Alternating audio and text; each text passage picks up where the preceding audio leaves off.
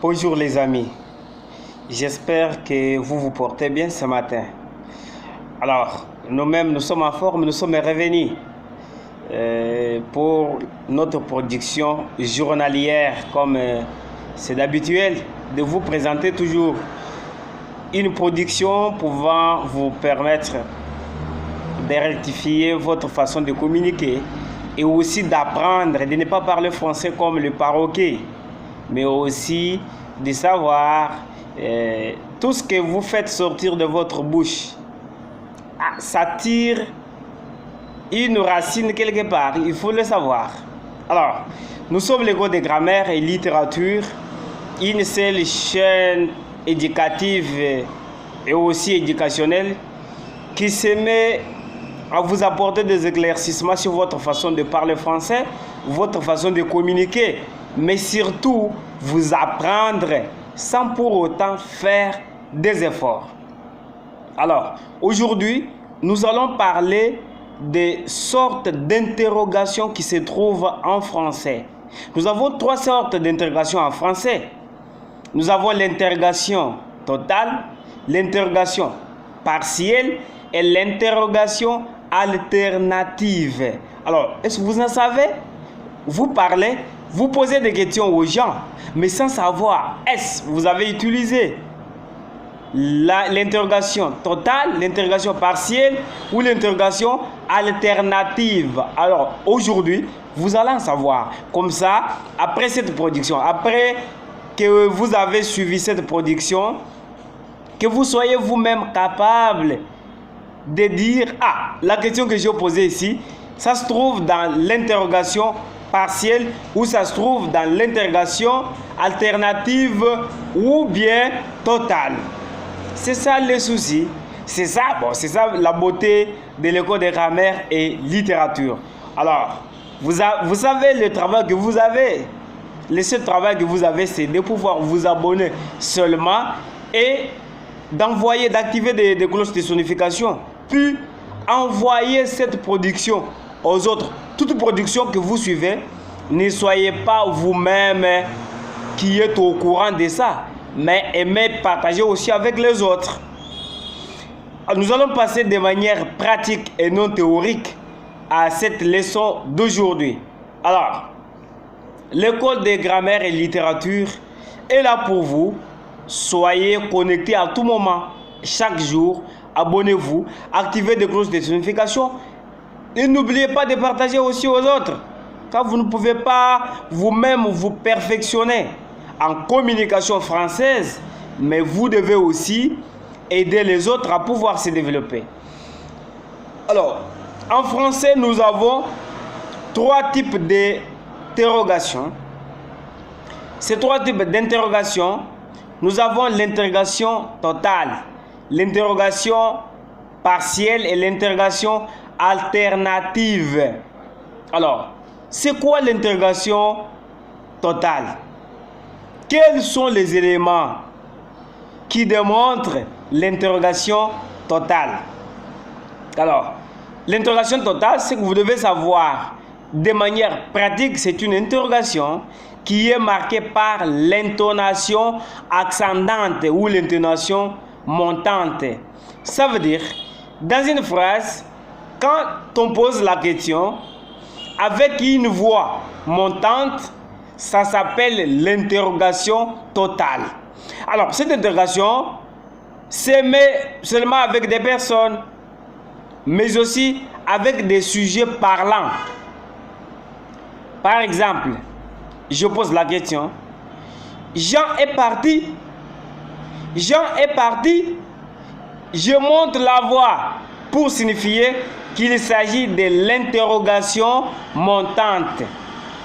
Tu as mangé ce matin? Tu as mangé ce matin? C'est une interrogation montante.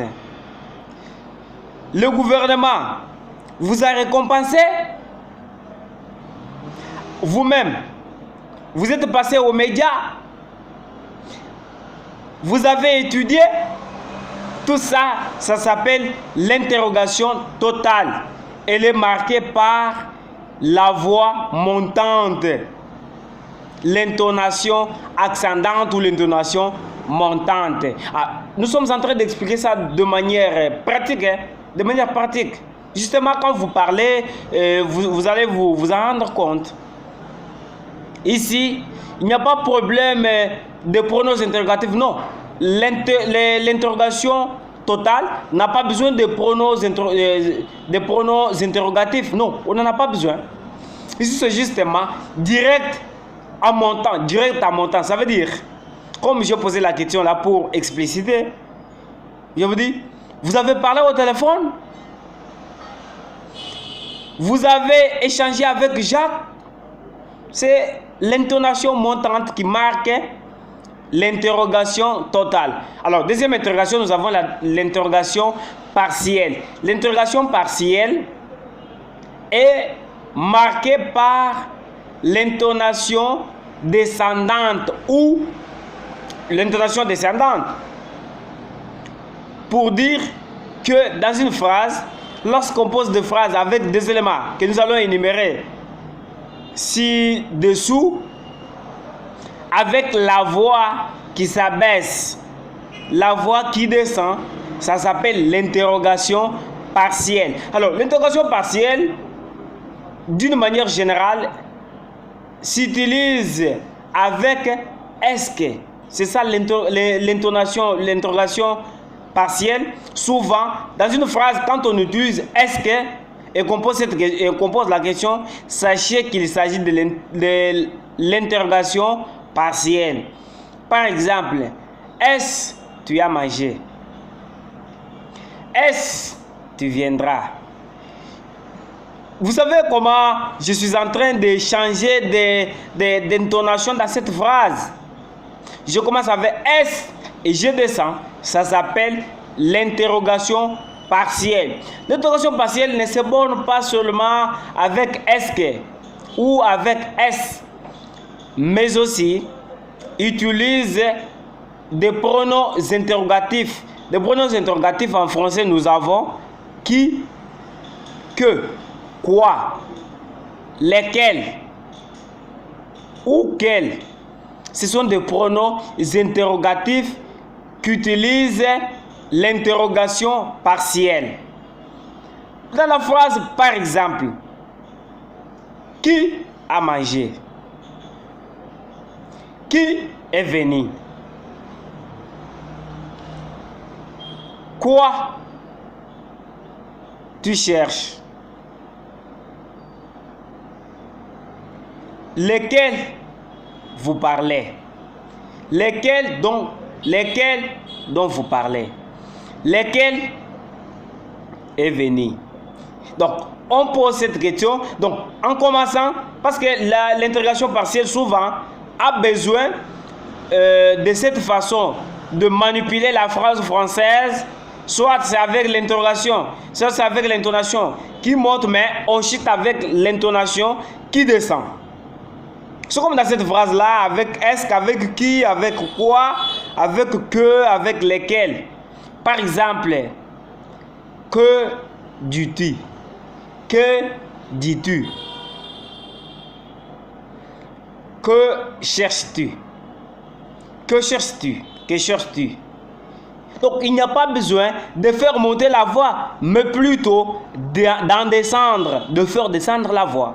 Ça s'appelle l'interrogation partielle. Alors, pour être bref, l'interrogation partielle s'accompagne de est-ce que, est-ce, qui, quoi, que, lesquels, quels.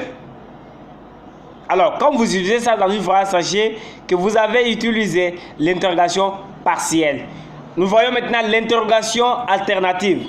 L'interrogation alternative utilise les deux types d'interrogation.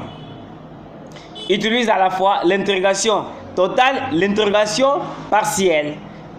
Dans une phrase où vous voyez quelqu'un dire, comme c'est alternatif, et aussi est toujours marqué par, il y a toujours la présence de ou, pour savoir qu'il s'agit de l'interrogation partielle et de l'interrogation alternative, vous devez voir la présence de où ou entendre la présence de où dans cette interrogation-là. Là, il s'agira de l'interrogation alternative. Par exemple,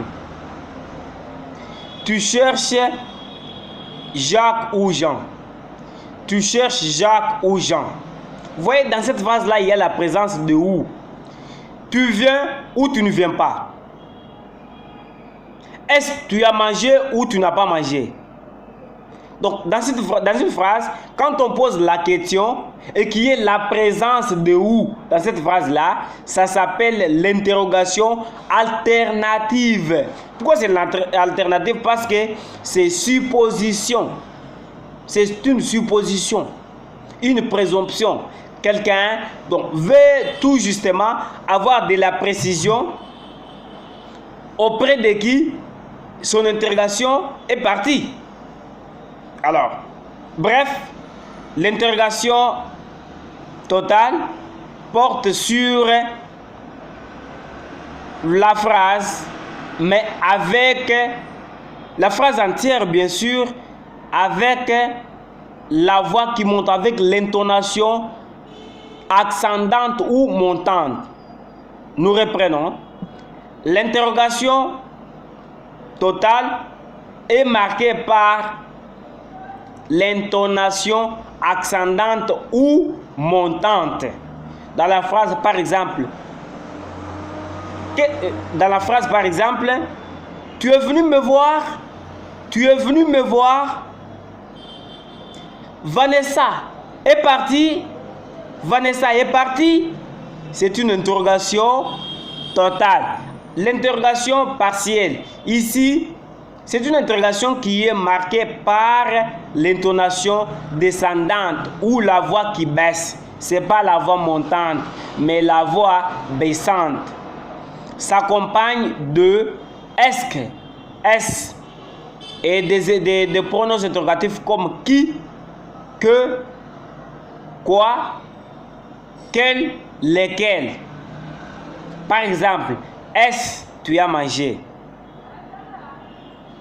Est-ce que Vanessa est partie?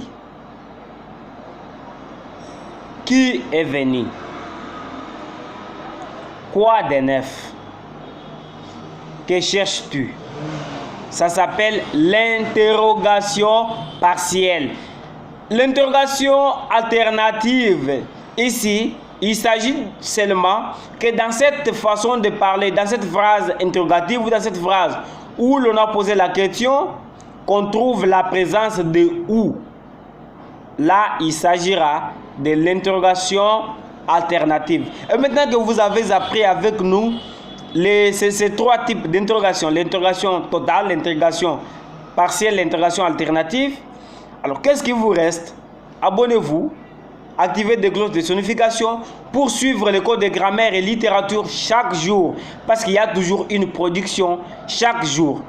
Ne suivez pas cette émission jusqu'à la fin sans pour autant vous abonner. Abonnez-vous, partagez-la aux autres, de crainte que vous ne soyez pas égoïste. Alors, nous avons fini pour aujourd'hui. Rendez-vous pour demain. Ciao, merci.